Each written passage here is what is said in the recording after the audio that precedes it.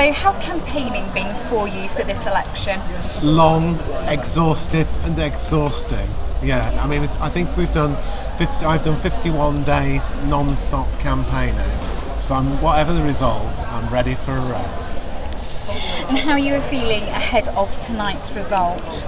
Well, after today, when I've had such a good response on the doorsteps from people who've promised to vote Labour, they clearly have gone out and voted Labour, I feel reasonably optimistic. And obviously that's in line with the BBC's exit poll, which so you've got two bits of evidence which suggests that it could be a positive night for me, but we'll wait and see.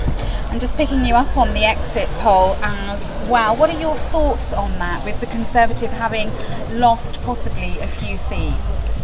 Well, obviously I welcome any Conservatives losing their seats, as indeed they would welcome me losing my seat here tonight. But really, we need to see what happens. Last year's, 2 years ago, the exit poll understated the Conservative number of seats, so this may well understate the Conservative number of seats as well.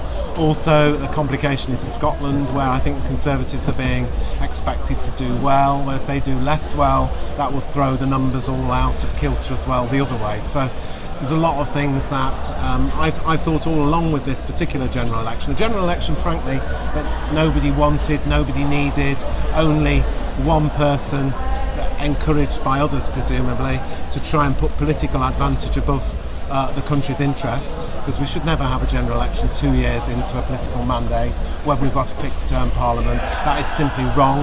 That's taking the public for a ride, and I think what the public have said is, we don't like being taken for a ride, thank you very much Mrs May. And I think she will, if this result goes in the direction of the exit poll, and it may well not, but if it does, I think there will be serious questions to ask about her judgment and her fitness to lead the country. And just picking you up on that, and if we do get a surprising result, what do we think is going to happen now with Brexit? Well, we've got a responsibility as politicians to carry out the will of the British people. I'm not a great fan, I have to admit, of referenda, but I think if you have a referendum and you get a clear result, then there's a responsibility for politicians to deliver that result. Well, of course, what the general public decided in the referendum last year, which had a record turnout, remember, so again that emphasises why we need to respect that result. What it decided was we want to leave the European Union.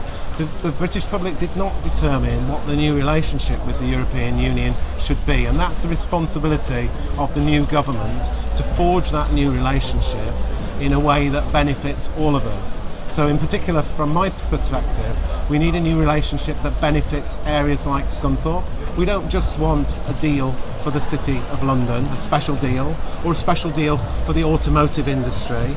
We also need a special deal for our steel industry, and for our farmers and our food industry, and for the other key businesses that we have around here.